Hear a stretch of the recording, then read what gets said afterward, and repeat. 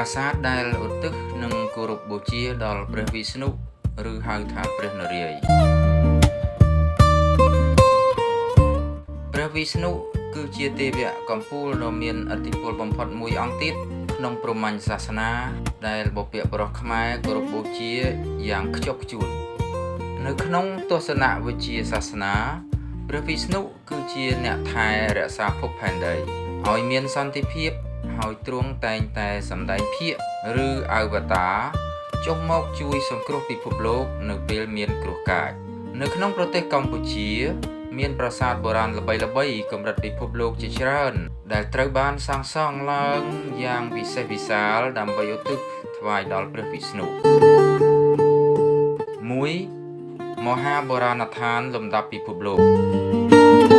ប្រាសាទអង្គរវត្តជាកំពូលប្រាសាទដ៏អស្ចារ្យបំផុតដែលសាងសង់ឡើងក្នុងរជ្ជកាលព្រះបាទសូរ្យវរ្ម័នទី2នាដើមសតវត្សទី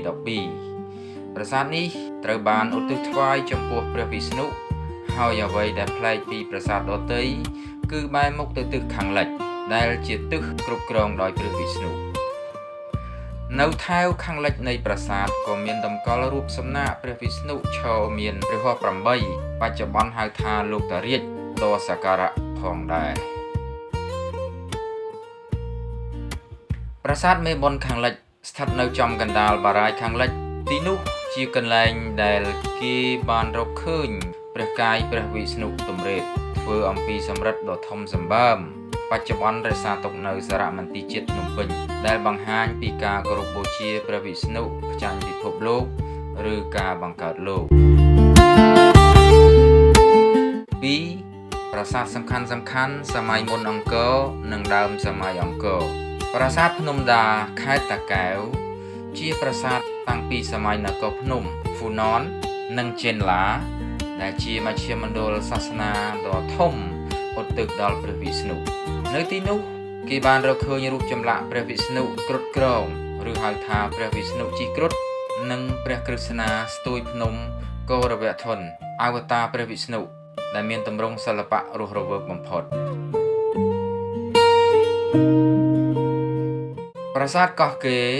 រឬហៅថាប្រាសាទប្រាង្គកោះកេរទោះបីជាព្រះបាទជ័យវរ្ម័នទី4លើកដំកើងព្រះសិវៈជាធំប៉ុន្តែនៅក្នុងតំបន់កោះកេរក៏មានការសាងសង់ប្រាសាទអណ្ដូងឬប្រាសាទចិនដែលមានតម្កល់រូបចម្លាក់ទាក់ទងទៅនឹងរឿងរ៉ាវអវតាររបស់ព្រះវិស្ណុដូចជារឿងរាមកេរ្តិ៍និងការប្រយុទ្ធរបស់ព្រះក្រឹស្នាប្រាសាទធំក្នុងក្រុងកំពង់ធំសម្បូរព្រៃគុកប្រាសាទមួយចំនួននៅក្នុងក្រុមប្រាសាទសម្បូរព្រៃគុកក៏ត្រូវបានរកឃើញថាមានសាងសង់ឡើងដើម្បីឧទ្ទិសដល់ព្រះវិស្ណុតាមរយៈចម្លាក់នៅលើស៊ុមទ្វារនិងហោជាង 3.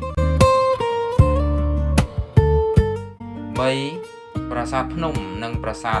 តាមបណ្ដាខេត្តប្រាសាទធំនៅលើភ្នំគូលែនមានប្រាសាទឥដ្ឋមួយចំនួននៅលើភ្នំគូលែនរាជធានីមហេន្ទ្របរពតត្រូវបានសាងសង់ឡើងដើម្បីឧទ្ទិសដល់ព្រះវិស្ណុក្នុងរាជ្យព្រះបាទជ័យវរ្ម័នទី2ប្រាសាទជីក្រែងក្នុងខេត្តសៀមរាបនិងប្រាសាទតូចមួយចំនួនទៀតនៅជាយក្រុងអង្គរក៏មានតួនាទីជាទីសក្ការៈថ្វាយព្រះនរាយណ៍ផងដែរនិមិត្តរូបនៃការគោរពបូជាព្រះវិស្ណុខុសពីព្រះសិវៈដែលគេបូជាតាមរយៈព្រះសិវលិង្គសម្រាប់ការគោរពបូជាព្រះវិស្ណុវិញដូនតាខ្មែរតែងតែសាងសង់រូបសំណាកព្រះអង្គផ្ទាល់ជាទម្រង់មនុស្សដែលមានព្រះហស្ថ4ឬ8កាន់វត្ថុទិព្វស័ក្តិសិទ្ធិទាំង4គឺស័ង្ឃតំណាងឲ្យសម្លេងនៃការបង្កើតលោកនិងភាពបរិសុទ្ធចក្រតំណាងឲ្យពេលវេលានិងអាវុធកាត់ផ្ដាច់រាល់សេចក្តីអាក្រក់គទាដំបងតំណាងឲ្យអំណាចនិងកម្លាំងរឹងមាំក្នុងការរក្សាច្បាប់ផ្កាឈូកឬដំដីតំណាងឲ្យការរីកដុះដាលនៃសន្តិភាពនិងភពផែនដី